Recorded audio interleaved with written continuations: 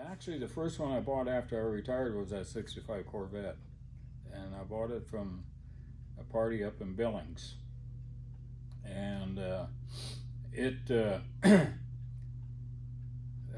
story I got on it, he bought it for his wife, and she got, and then it's sitting in their garage for about 7 years and never did drive it much. Mm-hmm. And he put the aftermarket tires and wheels on it and put an aftermarket radio in it and kind of dolled it up a little bit. And then she got cancer, supposedly, and so they put it up for sale, and they advertised it in the Gazette, and I seen it, and I said, that'd be a neat car to get hold of. And they only wanted $17,000 for it at that time. And so wife and I went up there and drove it and said, yeah, let's get it. Yeah. So Fell in love with it. Fell in love with it. So we got it, and he said, well, I'll haul it down to you because the transmission's making some noise. And he's kind of scared him, you know. So I said, okay. So they brought it down and unloaded it, and I checked the oil in the transmission. It was bone dry. Oh. Put oil in it, and the noise went away. Yeah, yeah. And but what had happened was that there was where the speedometer gear drove in, it was gone. So So it's just pumping oil out. Right Yeah. out. And then the second car I got was that '57 T-Bird over there. Yeah. And that came from Montana. It came up from Scobie, Montana.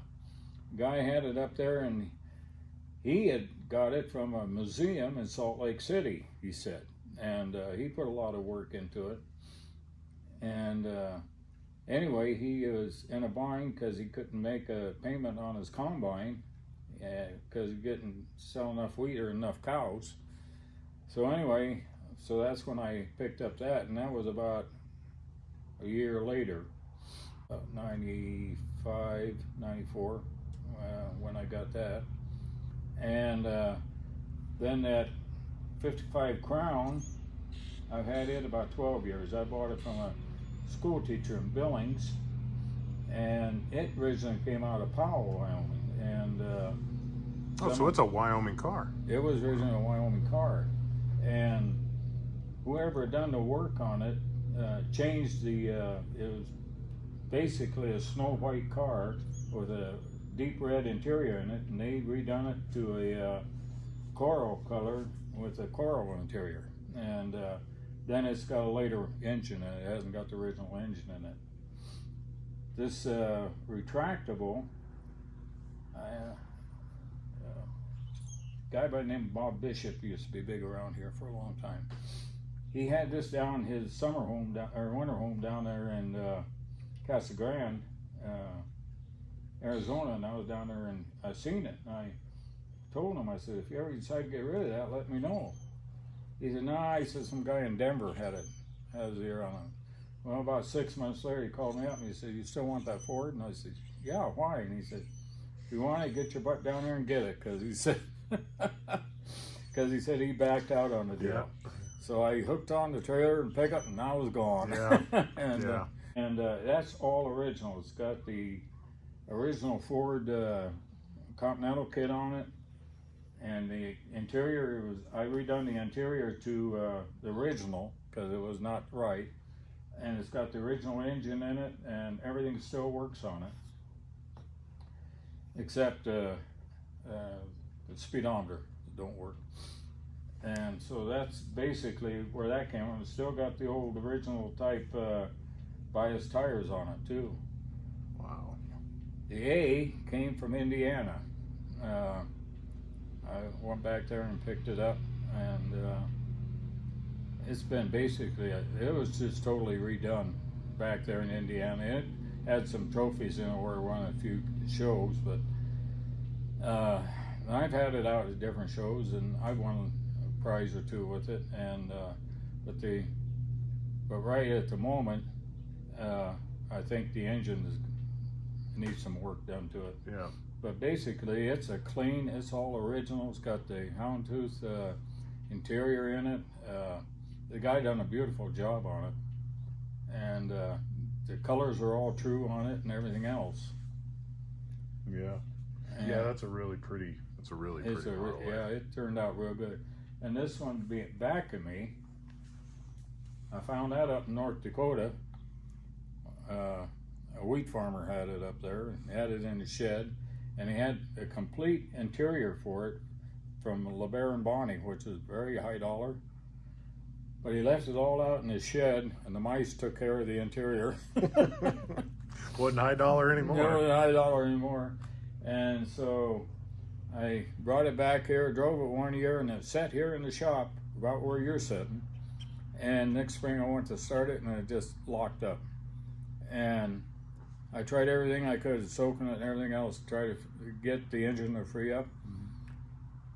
When they rebuilt the engine back to God knows when, because it originally came out of someplace in eastern North Dakota, and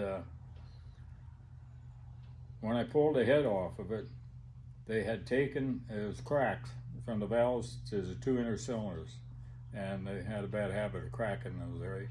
And what they done, they drilled those cracks out and put screws in them, then sleeved the cylinders.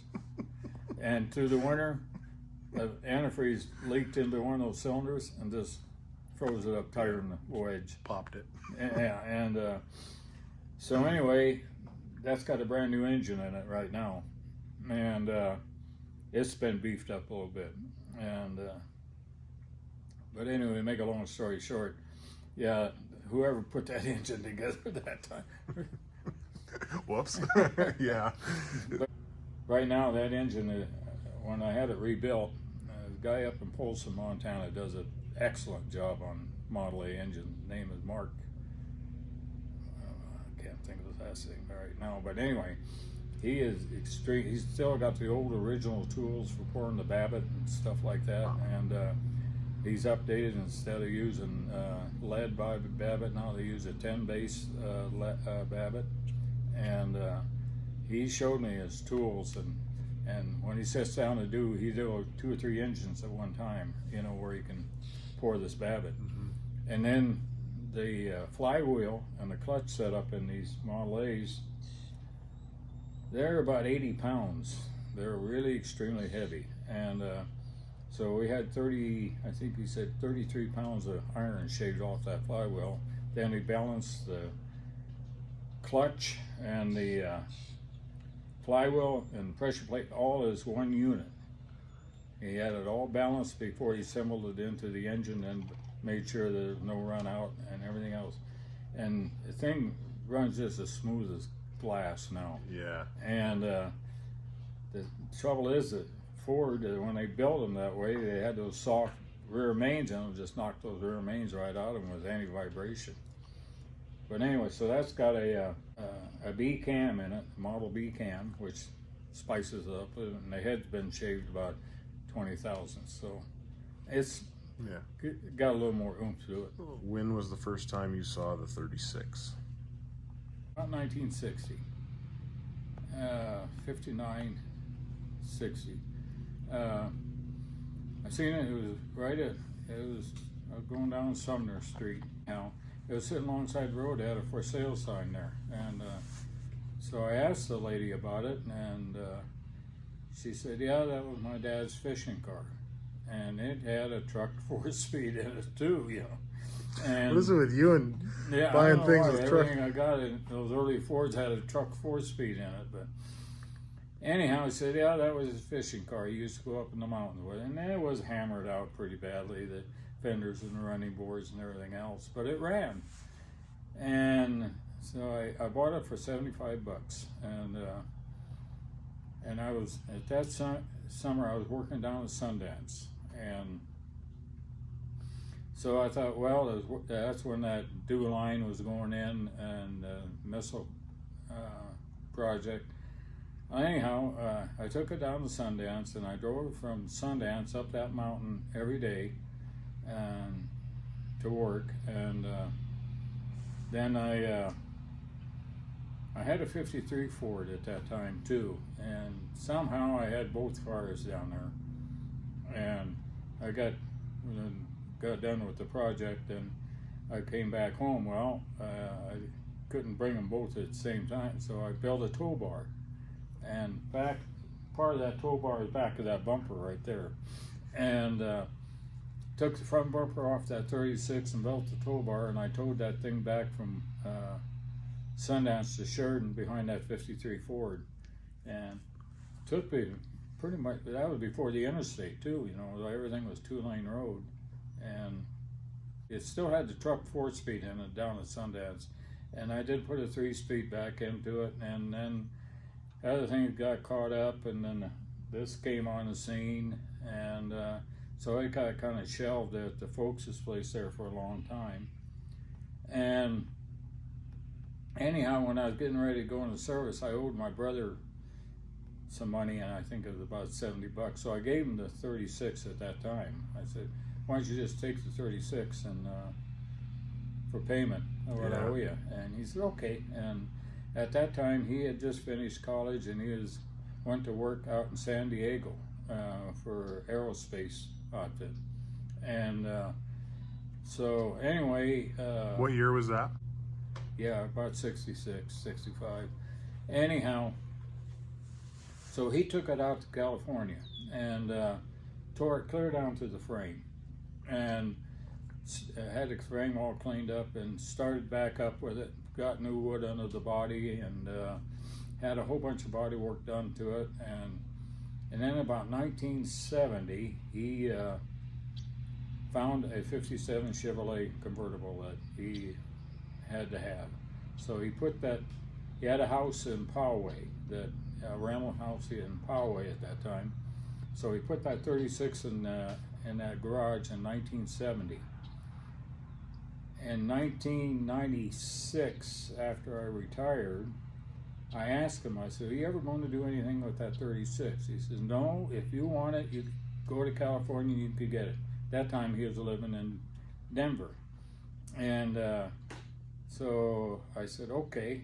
So I loaded up and took a trailer, went clear to Poway. We loaded the thing up, brought it clear back to Sheridan here, and then Jim Bass out at Grantchester, he'd redone all the body work because it was all falling apart, because it sat in that garage from 1970 to 1996. That was about 26 years. Things sat out there in that garage, you know, didn't do nothing. Mm-hmm. And so anyway, stripped it all down, redone all the body work on it, got it and painted it what it is now. And then the engine that was in it was no good, so I rebuilt this engine and put in it. I have never got it running yet, but anyway, so basically from 96 on, the history of it has been, the body work was already done out at Bill Bass's out there at Grantchester at that time.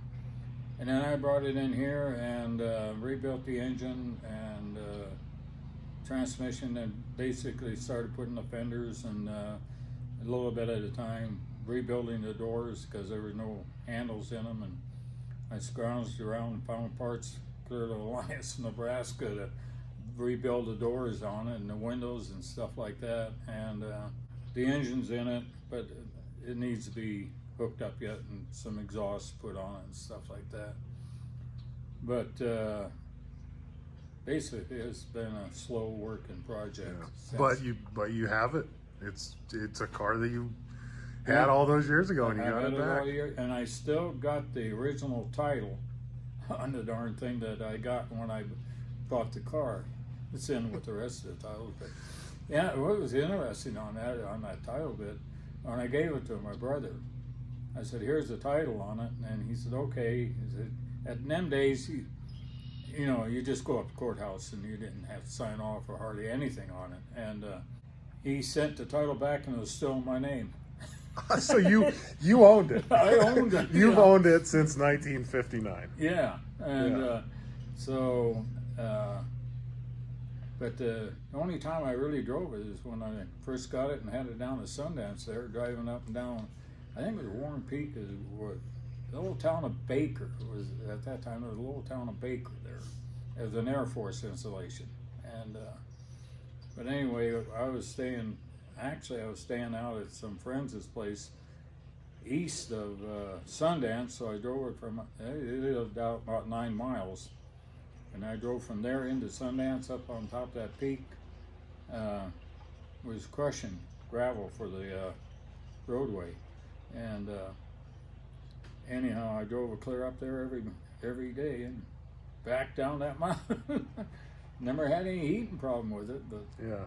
And so it had a 59 AB at that time. at that time, or no? No, it Still didn't. had the original 21 stud?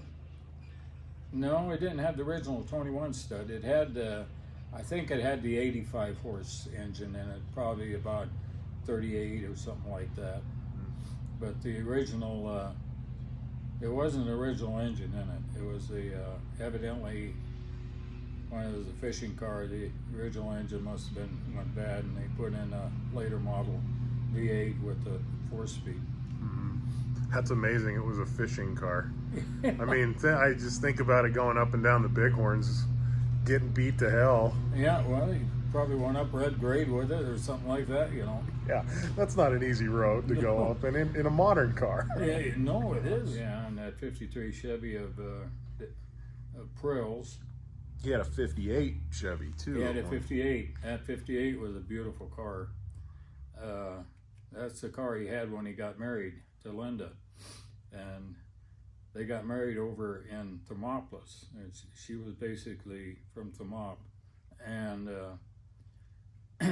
anyhow, remember Brad? Was it Brad Schaefer? Tiny Schaefer was his nickname. Big guy. He and I had that 53 at that time, and we had the lake plugs. Remember the lake plugs? And anyhow, he and I rode over there, and he had that 58, and he had just painted it white. On Schonberg, got some black shoe polish and wrote "just married" on that back end of that white Chevrolet. And nice hot August day. The next day, when Bob and Linda got back off their honeymoon, they were Schomburg down there sanding that car off so they could paint it again. Oops. That black didn't come out of that paint. So is that why it got repainted then to that maroon color? I don't know what car. I thought. Yeah, I think that was right. Yeah. I've actually seen pictures of this car. Yeah, they repainted it. Yeah, it was white, and it was repainted because they ruined it. Schomburg is the one that done it. But yeah, he took black shoe polish, and I remember the daubers, you know, and they just married right. I think it right under the back window, you know. Oh my God. Yeah, Bob didn't let him forget. He made him pay for that. Yeah, I bet. Our Frenchie had a 56 T-Bird, and he had, I don't know if it had glass packs on it or dual straights or whatever underneath of it, but the whole story of that wedding was something else. Everybody went over there from the car club, and like I said, Tiny Schaefer and I rode over in that 53, and we just were coming out of Warland, and here sits 2 highway patrol cars, you know. Oh, I gotta stop and talk to him. And just cut the car off and just idled in beside him there, and actually we was shielding the patrol car from the traffic, and anyway, we was sitting there BSing with him, and with Ferguson, and here comes this car out of Warland, just going hell-bent for leather, you know, and Ferguson said, well, he says, I guess talk to you guys later. You know, the way he went, you know. And so anyway, right out where about the boys, where the boys' school is at there, had that guy stopped. And here I come with those dual straights, you know, so I just idled by. He just waved, and away we went, you know. But then we got into Warland that evening. And of course, we had Prill, and we was really partying, and we was downtown Thermop, and cops was after us, you know, quiet down, you know, be sane, and they were basically, you know, trying to keep us under control because everybody was just having a good time. And Frenchie decided, let's run up the canyon there and run this car through the tunnel and see how it sounds. See if we knock some rocks loose or some darn thing, you know. So up the canyon we went, and down there he coming back off through those tunnels, you know, and turn around and run back up there again about 3 or 4 times. Well, enough of this, you know, back down to the off we'd go again, you know. And anyhow, we kept Bob up till 5 o'clock that morning. He kept saying, I gotta go home. I'm getting married in the morning. I gotta go home. Take me back. About 5 o'clock, we took him back, and I guess he was really dragging butt when he got I'll bet. Linda wasn't too happy with us. Yeah. Yeah, that was quite a weekend. Sounds like it. It obviously left an impression on you. It did. So I think part of the moral of that story, too, that we should all take from that is that make friends with the highway patrol. If you're a hot rod or a car guy. I tell you what, really, they, back in them days, they more or less worked with you more than they would today. The highway patrol. Yeah, well, not, it was a different generation back then. Right now, today, everything is so by the book. Back in them days, there was tendency to be a little lenient. Now, I can't blame them as individuals. It's just the way the laws and everything is by the book, and a lot of them can see, you know, well, they'll be a little flexible, but back then they were a lot more flexible. If it was really serious, yeah, you would probably end up spending the night down there in the slammer, but which we did one time, but. That was another hilarious story. I think it was in Jack Bushmaker's. It was Larson, Bushmaker, Hank Holcomb, and I. And we was just driving up and down Main Street, and not another car on the street, you know.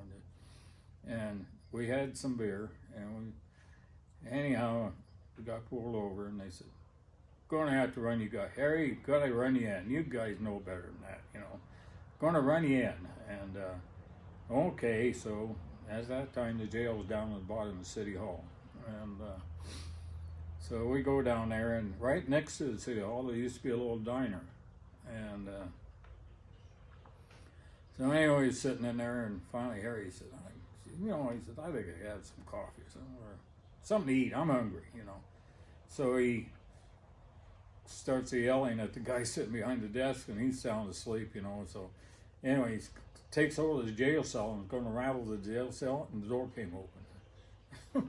Okay, so we walk out, and the guy's snoring away there, and we went over to that little cafe, and it was an all-night cafe, and sitting there drinking coffee, and about an hour or two later, here come one of the cops, and he said, what are you guys doing here?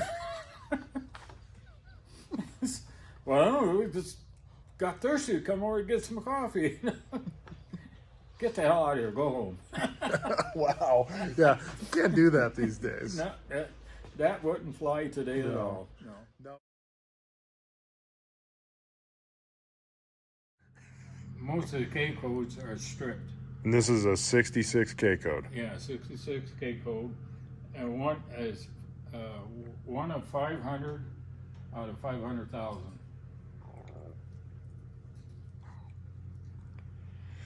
Can we peel the cover back just a fuzz to take a look at it? It's got stage 1 painting on it.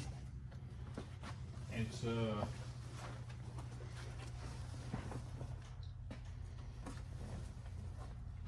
was rebuilt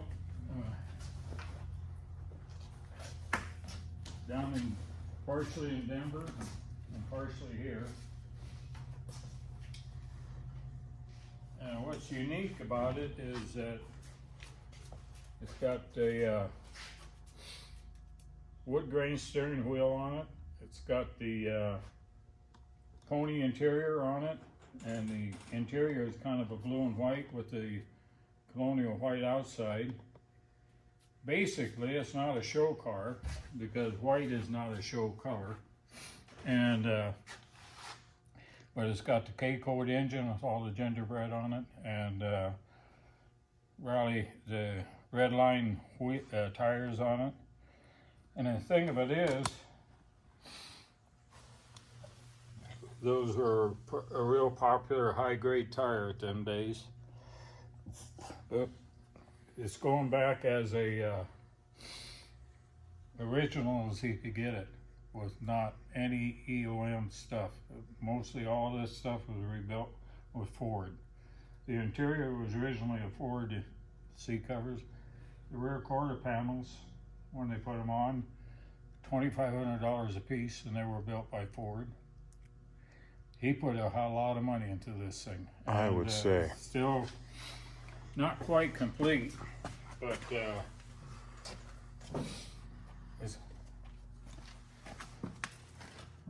eventually it'll get together.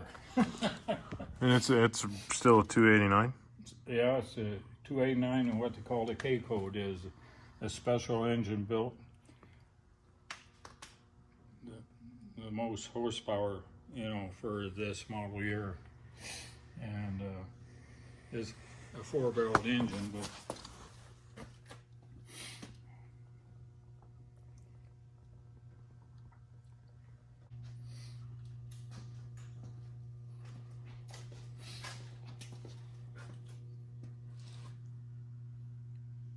Here. yeah. I think everybody will appreciate. This one here, this car here was surprising. It's one step below the K code. This is an A code with all the GT package on it and the pony interior.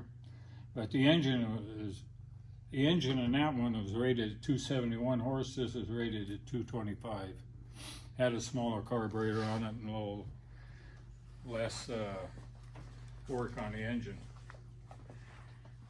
And right now I'm having issues with the carburetor on it. Trying to get the damn thing to go.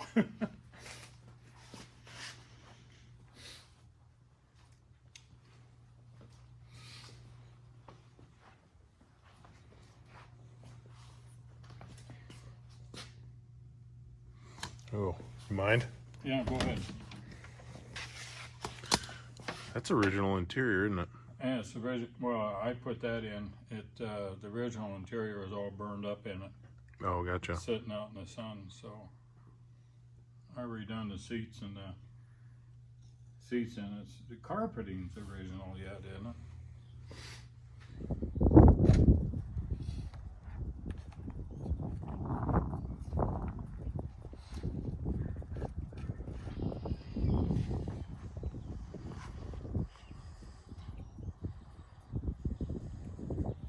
So what's the story behind this one?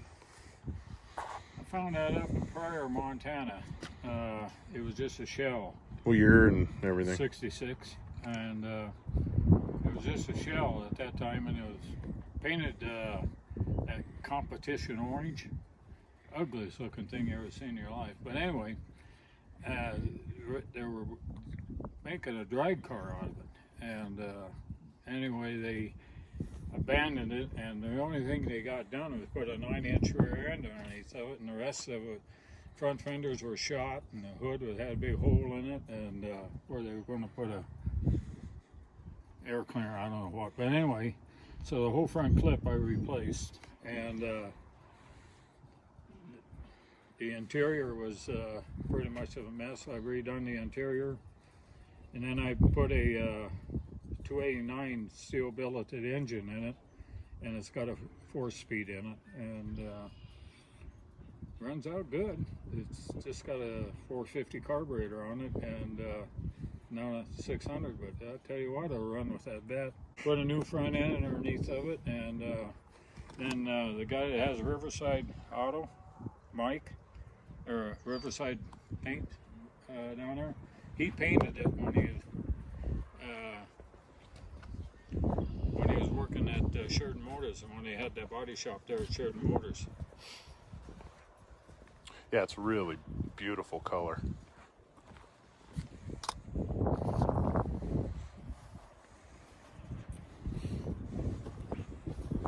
Ooh-wee. When that sun hits it, just right.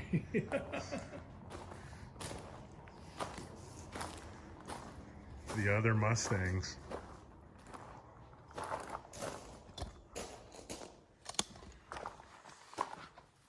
How long have you had these?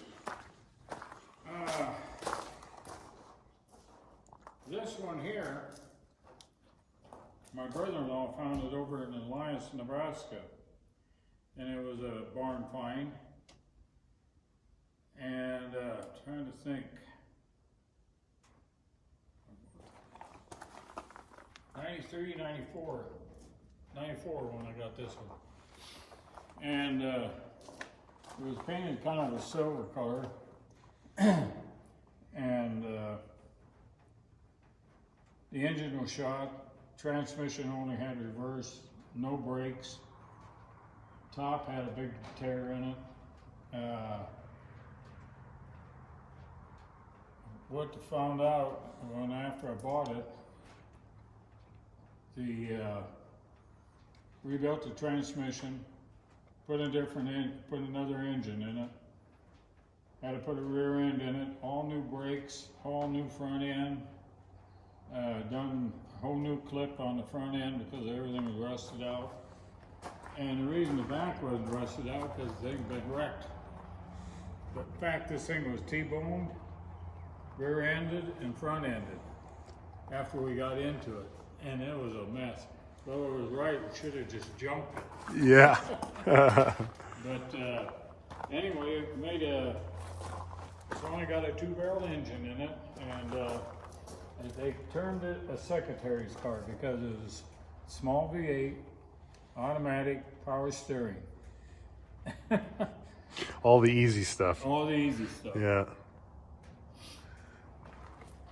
And this one here is a D-code 64.5, which was their first attempt at the hot rod.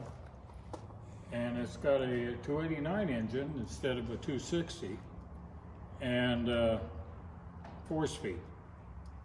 And it was supposed to be all black, but somewhere along the line it got a white top put on it. So this was the first Yeah, well, factory hot rod Mustang, really. more or less, yeah. There was their first attempt at it, and it's you pop the hubcaps on it and put the top down and put that black boot on it. It looks awesome as hell. Yeah, yeah, yeah. Right now it's got kind of a nun's habit on. You know? Yeah, it does.